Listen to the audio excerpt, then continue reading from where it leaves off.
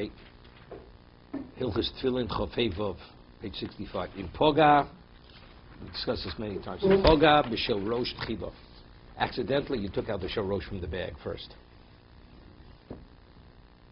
We had early Emor mitzvahs. The moment you engage in a mitzvah, you're not supposed to pass on it. So does he put on the shel rosh before the shel yad? Sorach lahavir al osa ha-mitzvah. You have to pass on it. I mean, you're not permitted to put on the shel rosh. We're speaking about we have a shel yad. Nich shel yad. Tchila, first you put on the shel yad, v'akach shel rosh. And then you put on shel rosh. Why? Because the pasuk says, ukshat lo sayodecho. Normally you should put on the shel rosh. But since the Torah is very adamant that the shel yad has to come before the shel rosh, therefore you put down the shel rosh and you put on the shel yad. And nich shel yad tchila, v'akach shel rosh. Mishna Berura. But it's a disrespect to the shel rosh. Doesn't make it's not a disrespect. The Torah says that's the way you're supposed to do it. It's not a disrespect, right? Poga davka poga, aval nich shel rosh tchila. Let's say a person first put on the shel rosh. He's already wearing it. O shemotze shel yad shenishma b'mkomo. Let's say if you have the shel yad, let's say it's not where it should be. We'll discuss later what exactly is the right location of the shel yad. It's not to the side. It has to be on top of your muscle. Let's say you're wearing it, and it slips, and it's on the bottom of your arm. It's like you're not wearing tefillin in shel yad. So it comes out. So if not willing it, here you fulfill the mitzvah shel rosh. It's on your head. And now, so maybe when you fix the tefillin, that should be in its proper place. You have to take off the shel rosh, because right now you're redoing the mitzvah. You're putting on the shel yad. So maybe he says that's what we're speaking about. O shemot shel yad shenish b'mkom. The shel yad moved from its location. Ein lo asa shel rosh.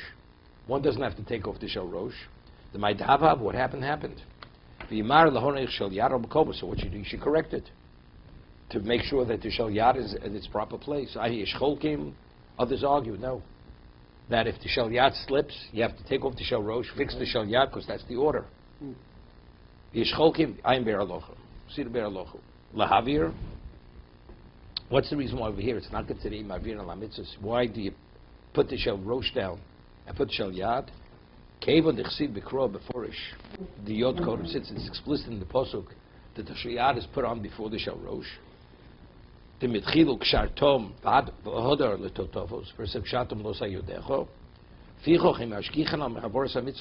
concerned that you're passing on the mitzvah, because the pasuk actually is the overriding factor. But let's see, you took the tefillin first. What do? You have to put tefillin before talis. Although the order is malim b'kodesh, you always advance, you go from the lesser to the greater. If accidentally you came in contact with the tefillin first, you put the tefillin and you put on talis afterwards. The total foot. Tefillin shel rosh. Tefillin shel rosh. Only the shel rosh. Only the shel rosh. So someone goes to the bathroom, takes his tefillin out, and then comes back. What does he put on first? Shel yad. The talis, of course, talis. Talis is that 50. But let's say the tefillin on top of the talis. Wait. No, So as long as you're not passing a one. But let's say when you took it off, first took off your talis and you put your tefillin on top of the talis. Right. Then you have to put on the tefillin first. Because you can't take the tefillin off then put on the talis. But it's not really a new mitzvah we discussed before. Doesn't make it. It is a new mitzvah. What? Of course you have to say a bracha. I thought we said that If you go do your bodily function. Right. If you go do your bodily function, you have to say a bracha. You say the bracha in the shel yad and every. The talis you don't say a bracha. But you still do it. Emor mitzvah has nothing to do with bracha. It has to do with doing the mitzvah. Which mitzvah you do before what? Right, so when you go to the bathroom and you take your tefillin off, you have to come back and say the brachas again? If you go do your bodily, if you urinate, you don't. Why not? Make you still take Because the halacha is you're permitted to urinate in your tefillin. It's not respectful, but it's okay. In that case, you come back. You don't say another bracha. And so what do you put on first then? Doesn't make a difference. But factually, which mitzvah are you doing first? Right? Let's engage with the what's the name? It's doing a mitzvah. When you're not wearing, you're not doing a mitzvah. The bracha has to do with Hesed Hadas. Right? Regarding whether you have to say bracha, did you attach yourself or not? That's bracha. But factually, when you weren't wearing the talis, and you weren't doing the mitzvah, so now you're going to do the mitzvah again. Right. So which mitzvah should you do first? Right. Talis or tefillin? So let's say the tefillin are available first. It means, and past the tefillin and you put on talis. That's the Emor mitzvahs, unrelated to the bracha. Yeah, if you go through the family function, you always have to make another. Always. Except when you urinate. You can't go in. Not urine. You read bracha not. So yeah, just to clarify that when you urinate, you come back, you can put it on anyway. Not anyway. So it has to be- Same thing. Emor mitzvahs. Shel yad, shel rosh, and if the tefillin are available sooner than the talis, you put on tefillin before talis. But even if you have in mind that you will come back. Doesn't make a difference. That's bracha. It depends. If first this is bodily function, it's a hefsek. What happens if you bench and you have in mind that after you bench you want to drink the wine that you said the bar priyagofen on before you benched? You have to say again bar priyagofen. Because benching means you've ended the meal. But I had in mind to drink. It's relevant what you had in mind to drink. But benching means what happened is over, so it's a new beginning. So therefore you have to say bar priyagofen. It's Gemara Pesachim.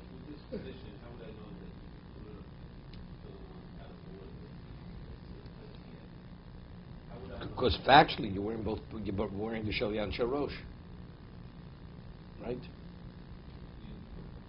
You're still wearing both. No. Let's see the Ber Alocha. Poga. It's on page 65.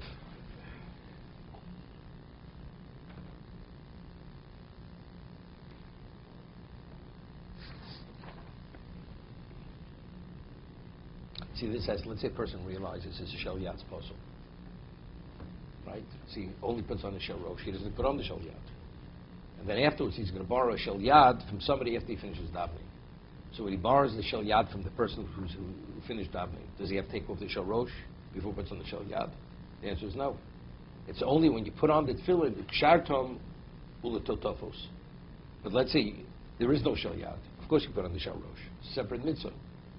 Now, when the shel yad presents itself, you put on the shel yad, but he shows the Ber Alocha, but you don't have to take off the shel rosh when you put on the shel yad. On shel rosh, you say lo niach. You say lo niach. So really, it's a partial mitzvah. We'll see later. We'll see. You didn't say.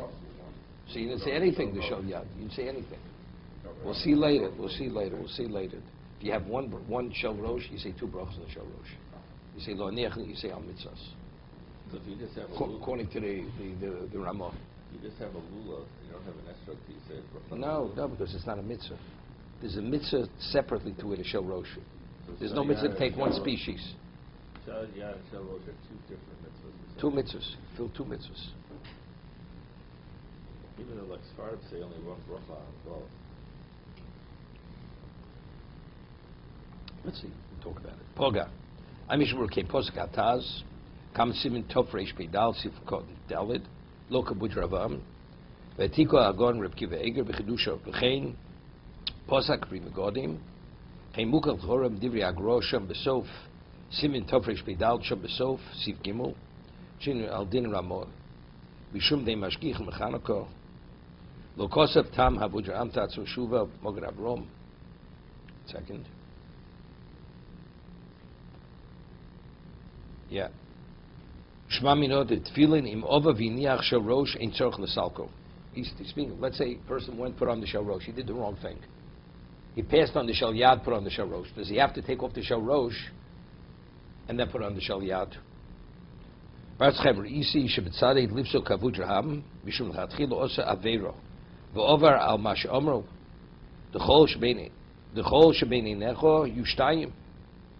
Because it says when you wear the shel rosh, you have to have two tefillin, shel yad. And the Abu Draham rules that you have to, so you don't have to take it off. What happens if you take the tefillin, just move them to the side? That you're wearing them as if you're not wearing them. That's equivalent to taking it off. Right? You turn it, put it to the side of your head. And then afterwards you put it on the shel yad and you move it back. Al-Kain, tzorach atul sakal niach kedin, v'lo nehiro. Lo Nehira, he says, even though the Arz Chaim, which is the Malbim, rules like the Abu Draham, that if you put on the Shel Rosh first, you have to remove it and put on the Shel Yad, then the Shel Rosh, because you put on the Shel Rosh Ba'aveiro, you did the wrong thing. The Lo Bemis Kaimelo, the Shel Yad, Eno Ma'akev Shel Rosh. that if the shel yad doesn't interfere with fulfilling the mitzvah of wearing the shel rosh, harei de be'etzem kiyim bozeh shel rosh mitzvoso, rak shlo kiyem ha-mitzvah ki tikuna. Right? The person didn't fulfill the mitzvah in the appropriate way. It should have been the order, should have been shel yad shel rosh. But the shel rosh is an independent mitzvah. Vein loma the salik shel rosh v'yazu v'yadnicho come out to kitikuna. Maybe you should remove it and put it on correct. Zaino b'chol rega v'rega shub nosei tefillin olav hu mekayim b'zeh mitzvah says Hashem Yisborach. I mean, what happens if every moment you wear rosh without the shel yad fulfilling a mitzvah? So by now moving it to the side, what are you doing? The continuous mitzvah that you keep fulfilling, you're removing yourself. You have no right. If you're fulfilling, how do you have a right to extricate yourself from the mitzvah? Right? If you say it has no value unless you're wearing the shel yad, it's together. Instead, so by removing it, you're not doing anything wrong. But if every moment you're fulfilling the mitzvah, now by moving to the side, you're detaching from the mitzvah, you're doing the wrong thing. But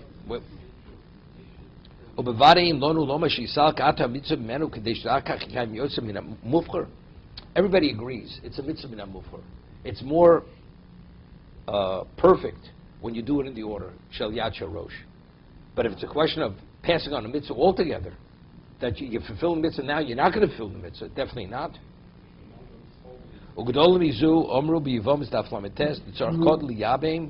וממתין בגודל עד שיוב מביס הים, אף דבקור כסיב הוי הבכור, משום דגושים מצל לא משינון, אף דם הוי ממתינן לא הוי מבטלן על ידי זה העסק בידיים רק בגדר שב על תעשה, כל שכן, כאן שאנו אין לנו לסלק המצווה בידיים. Here you're actually actively interrupting the mitzvah, ושעושה כדי שאחר כך יקיים מן המובחר.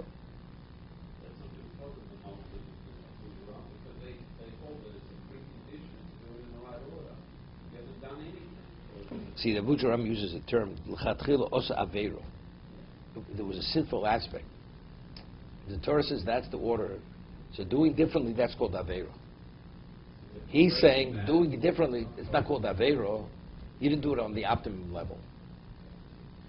He uses the same. He uses this term in the same. Does he use this term the same way that we use this term as a sin, as not just doing things in the wrong order? This is a strong term. He uses. That's what I'm saying. Use the same term. So I'm saying, but Mishna Berura understands Avera can't mean Avera. It's not. First, you didn't do it mid Mufchar. Maybe that's what he's taking issue over here, because the Avutraham doesn't say Avera. Those are the Malbim's words. So he says he disagrees. It may not be mid Mufchar, but it's not Avera. But he uses the same term when we're talking about saying Shema without. If one says Shema without their phone on, he's the same term. Everybody agrees. Everybody agrees. That's an Avera. No. That's the term he used. Well, it's a Gemara. The Gemara says that. It's like you offered false testimony. That's the same thing here. He's using it as a strong term. Yeah, but the Gemara doesn't say that. What he's saying, the Gemara doesn't say that. What he's citing the Malbim, that's the Malbim's understanding of the Vudraham. What's the reason why you have to take off the Shel Rosh and put on the Shel Yad? Is because he did it in Aveira. Avudraham is a Rishon. The Malbim is trying to understand why do you have to do that. So he says, since we did not follow the sequence of the Torah, that's an Aveira. So in that he says it's not a mitzvah mufchar. It's not doing it on an optimum level, but referred to it as Aveira. It's not an Aveira. So if it's not an Aveira, now to interrupt the Shel Rosh, to detach yourself from that mitzvah to Shel Yad, to fulfill something min mufchar, that you don't do. So he's saying that a Rishon didn't use his words properly? No, Rishon didn't use the word Aveira. This is the Arz Chaim trying to understand the Avudraham. You understand? The Vudraham didn't say. No, he didn't say the word Aveira. The Arz Chaim is the Malbim. Okay. The Malbim is trying to understand why the Vudraham says you have to take off the Shel Rosh and then put on Shai and again put on the Shel Rosh. All right. So the Malbim used the word Aveira. The Malbim used the word Aveira. But he shouldn't have. He's taking issue with him.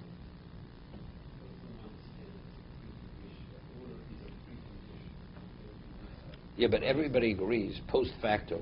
Post facto, what happened? You fulfill the mitzvah. It's not a mitzvah b'aveira. If it's a mitzvah b'aveira, it has no value. Rabbi, is it better to remove He's telling you should never remove the shorosh. So it's better to put it on the side. No, that's removal. That is removing it. Okay, but what is better, removing it completely or putting it Same on the thing, side? same thing. Neither. You should do neither. Neither. Some people, they have it's a custom. When they wear their tefillin, they don't speak Dvarim B'Teilim. They don't speak anything, either or only learning or tefillah. So let's say somebody comes over and they want to speak to you. What they do is either they move the tefillin to the side, so it's as if they're not wearing tefillin shorosh because the shel yad is covered. So it's wearing shorosh, it's a disrespect to speak anything unless it's kedusha, it's something of kedusha. So either they move it to the side, or sometimes they'll put their hand between their head and the tefillin. They'll slip their fingers between, even one finger, because you can't have it. It's a chatzitza. No, there shouldn't be. There's an interruption between the tefillin and your hair or your head. But what if it's covered like there's a rug that comes here from Israel and it covers like that? We'll see later. The Rambam says you're not supposed to do it. That's up Kabbalah what he does. But that doesn't. It's not like the tefillin being covered on the yad. That's the difficulty, because it says the shel yad is supposed to be covered. The shel rosh is not supposed to be covered. It says it